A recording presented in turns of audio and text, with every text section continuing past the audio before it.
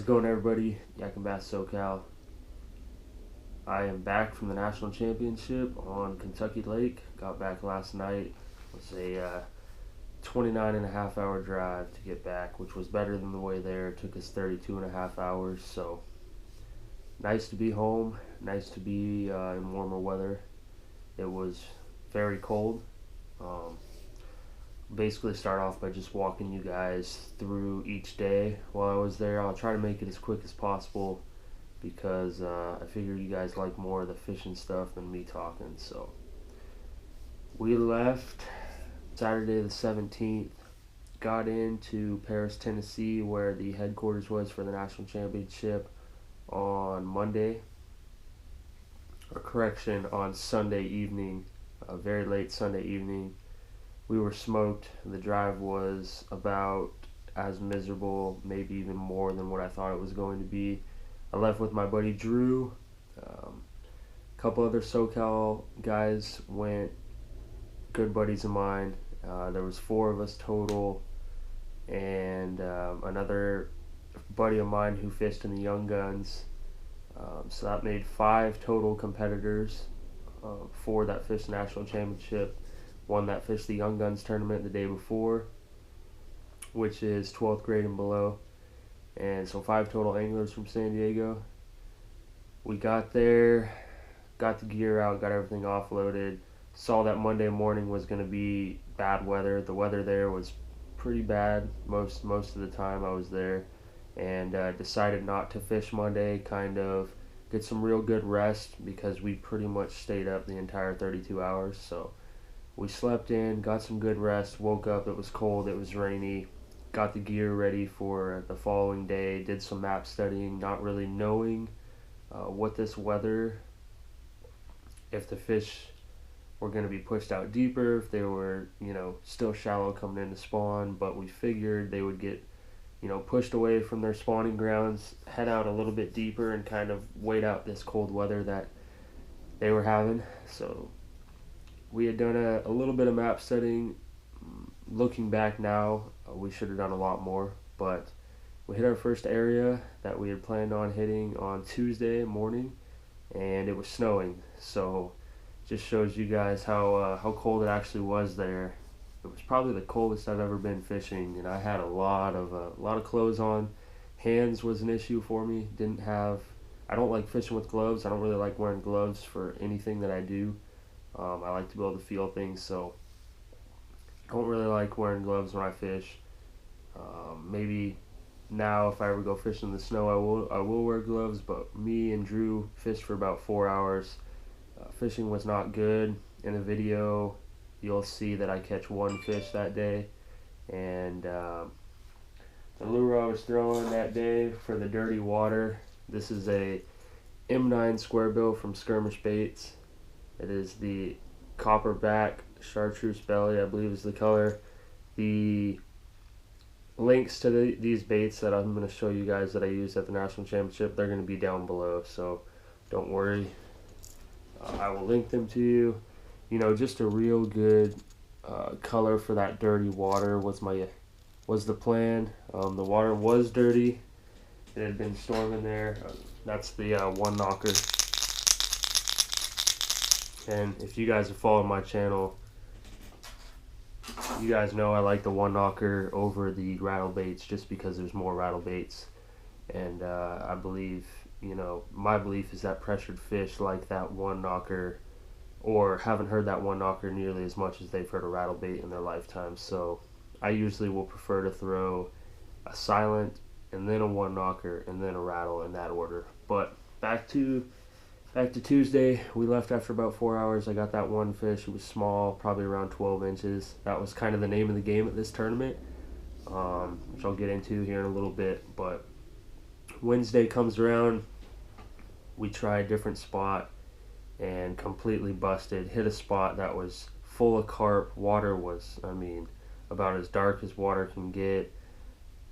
This was farther north and was technically Barkley, which is not Kentucky Lake, but Kentucky Lake kind of loops around. To the north is Barkley, and we hit a spot that was terrible. The water was down a lot. We knew the water was going to be down, but it was down way more than we expected. Out in the middle to where it looked like would be deep water was like 5 feet, and we were just surrounded by carp. So we knew that that spot wasn't good. Spent the rest of the day pretty much just driving around looking for locations, not fishing. So in two pre-fish days, a lot of scouting, a lot of head scratching, and only one fish. Drew had caught some fish as well. I can't remember how many he caught, but neither of us caught any fish that day. Didn't really fish that much, more of just kind of scouting around. So that brought us to a different location that we had heard that was somewhat decent on our last pre-fish day, and once again the results were very poor. I was beginning to, panic, only because the pre-fishing days had really taught us nothing. We knew what they didn't want, we knew where they weren't, but we didn't know what they wanted, and we didn't know where they were. So one thing I never really like to do is make a blind launch, especially on a tournament. And fishing in the biggest tournament of my entire life, making a blind launch on a lake that I've never even seen, didn't make me too comfortable, but we figured a blind launch will be just as good as anywhere that we had launched for pre-fishing, because we weren't catching hardly any fish. And talking with other anglers, they were telling us the same thing, but again, it's a tournament for $100,000, and I'm not exactly going to trust what people are telling me, so I kind of take that with a grain of salt. Just the way I've always been. I never trust a fisherman. It's just how it is for me. So they're telling me they're not catching them. I know we're not catching them, and it was rough. So day one comes around. We go with the blind launch into the west side of Kentucky Lake. We had pretty much been fishing primarily the east side. And it was a place that, searching around on the internet, I had heard good things about, but I had no idea how it was going to be. We got there in the morning. There was nobody else there at the launch, which we talked about either being a great sign or a horrible sign. And me being a negative type of thinker, I thought we were in trouble. It's a big lake. I understand that. So, it could have been a spot where just not a lot of people knew about or were going to fish, but with a tournament of 752 kayak anglers, you would expect to see some more kayak anglers. So I had a feeling we were in trouble. Didn't want to make any adjustments. We had planned it. We were going to fish it. Headed out there.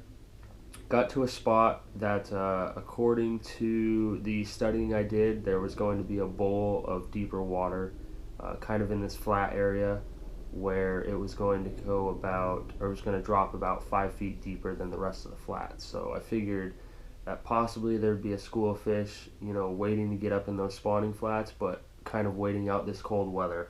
Again, it was cold. It wasn't snowing on us, but it was cold again.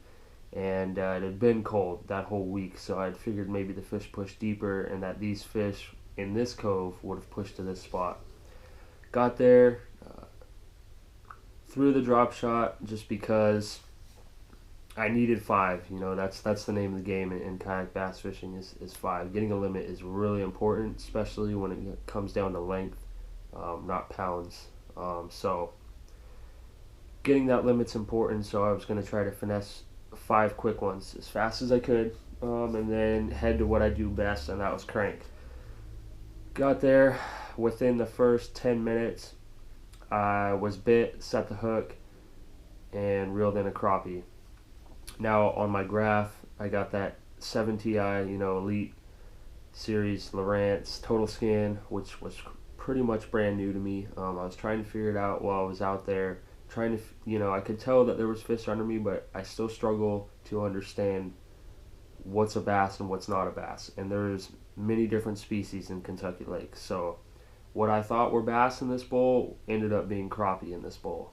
So after about an hour and a half of fishing there and getting a bunch of light strikes, and then setting the hook for nothing, and then finally timing one good enough to where I got him and saw that it was a crappie. I knew that I had been bamboozled by a school of crappie and wasted an hour and a half. So after that, I said, you know what, I'm going to fish my strength, because that's what people that talk about this tournament say to do, is fish your strength. And I put it away and started throwing a M9 square bill from Skirmish Baits and Chris's Red Craw. It's a new color that I picked up specifically for Kentucky Lake. Real nice bait, real nice color. Brown on the top with some splatter, some black splatter. And then you've got the red, a little bit of orange, the white belly, and then the green crawdad pattern going down the side. So, you know, tons of detail on that bait. Nice, easy to see. Once again, I went with one knocker. Real easy to see. So, and I just started beating the bank, and I beat the bank for hours. Couldn't get a bite to save my life. Ended up hooking one that was short. Again, I talked about that earlier. Short being 12 inches was the minimum, so you had to get above 12 inches, and we caught a lot of fish not 12 inches. A lot of 11 and a lot of really close fish, but ended up getting a short on day one. It was almost 12 inches, right at about, it was either 11 and a half or 11.75, which was crushing because I ended up measuring a total of 3 that were 11.75, and you know, a quarter inch away from getting 36 more inches to my total, which would have really helped me, and I'll tell you about that at the end. But you know, caught that one fish. It was right around 10, I think I caught that fish, and then from 10 to 2 I had no bites. I ended up trying to go deep to see if they were offshore out in the main lake, which was a sketchy call for a lot of people, but again, I'm in the NuCanoe Pursuit, and I don't think there's any better stability-wise kayak out there other than the NuCanoe Frontier. So, you know, I'm blessed to be with a kayak company, part of their staff that makes the most stable kayaks out there. So I headed out for the main lake, and where nobody else really was, it was windy. Got out there, couldn't find any signs of life on the graph. No, you know, just completely bare, flat bottoms, not a lot of structure. 2 o'clock rolled around. You know, I was fishing deep out there, trying everything for nothing. And went back in, started to head back towards the boat ramp, picked up the Chris's Craw, M9 square bill, and started beating the bank again for the last hour, and that's when I hooked into a good one. Went 19.75. So you guys will see it on video, captured on video, and pay attention when I catch it. Watch my rod tip, and you'll see that I definitely bumped structure with that square bill, which is exactly what I should have been doing. I was fishing in between 4 and 6 feet with it, and I mean, I beat it up pretty good. The bill's pretty tore up, but I mean, look at that paint job. It's incredible how well that paint job still is on that bait, and that bill is just mangled. I mean, I was cutting line a lot because my line was getting nicks in it. I didn't want to lose a good fish, which, I mean, I don't think I would have landed this fish if I wouldn't have cut the line. So I was, you know, those little minor details will help you catch those bigger fish. Everything came together.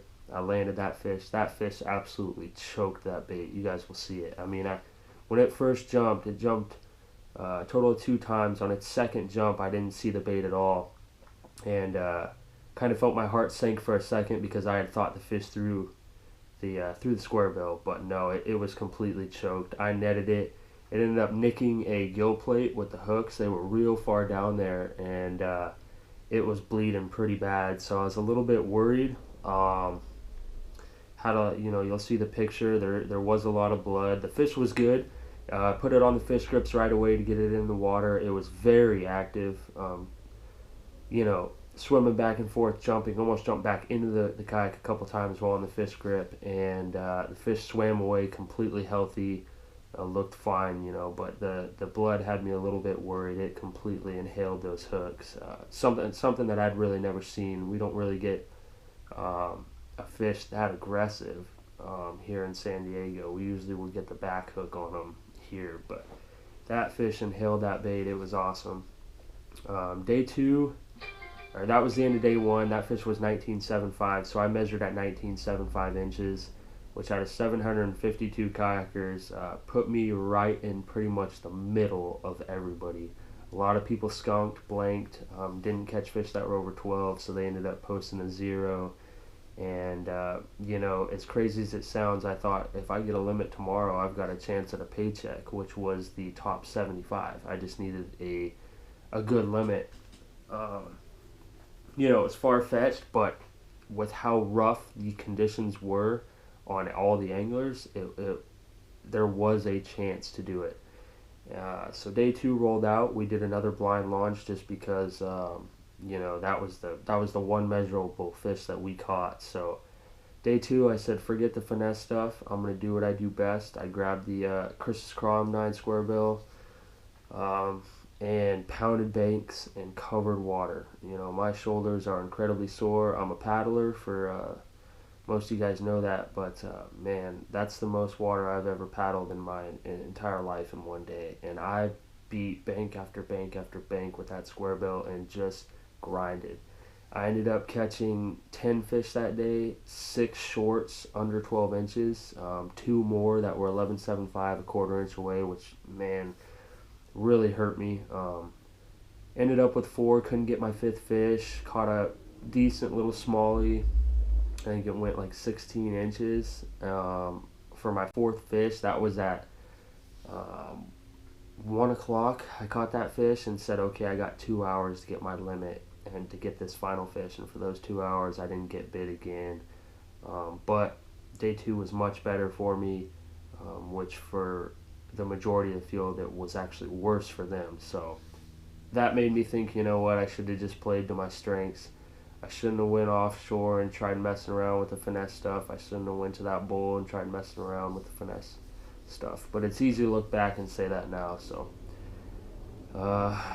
you know, crankbaiting is my favorite thing to do. That's definitely my strength in fishing. I'm more comfortable with that than any other thing. So, should have stuck to it on day 1, or I should have started with it and never stopped on day 1 like I did on day 2. Ended up pulling 4. You know, and that was that. The tournament was over. I got back. I didn't think I was going to get the money with not getting that 5th fish.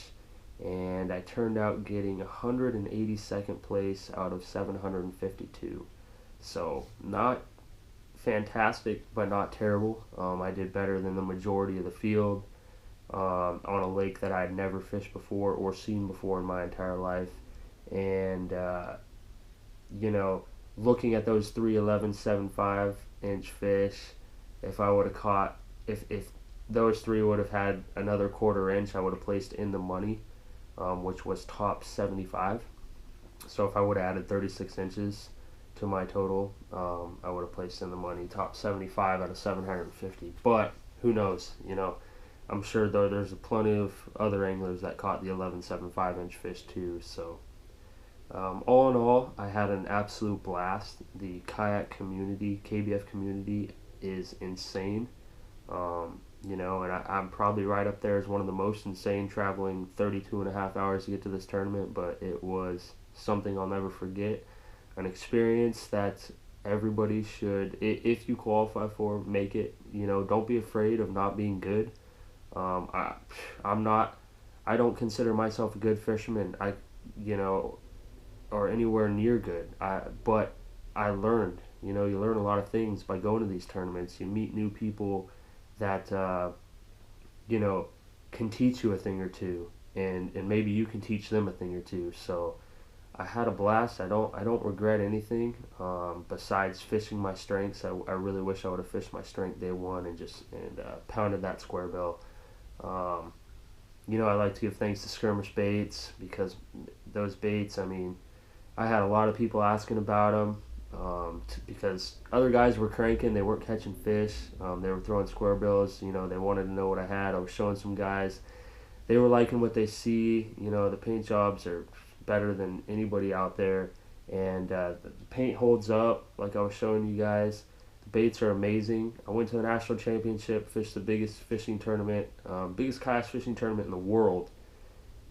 And, I threw the baits that I'm a part of the staff because I really believe in them. And they caught me fish. I had a great time. NuCanoe, obviously, I got to thank NuCanoe. That, again, my Pursuit, amazing kayak. I will be getting the pedal drive after that experience because there was plenty of times where I'm too, with the style that I fish and covering water and constantly, casting power fishing those crankbaits, I need to have my hands free. So hopefully that'll be coming soon, the propel drive by NuCanoe. But that's that's for another time. Gambler lures, unfortunately I didn't really throw any of the Gambler products just because of the way that the temperature was and how low the lake was. All the structure was pretty much out of water, which was really frustrating, but I always appreciate those guys, and they make the best soft plastics around. But I'm going to let you guys watch the video now. I'd appreciate it if you guys would like it, subscribe, share, comment, and I'm gonna get out here so you guys can see it. Tight lines, everybody.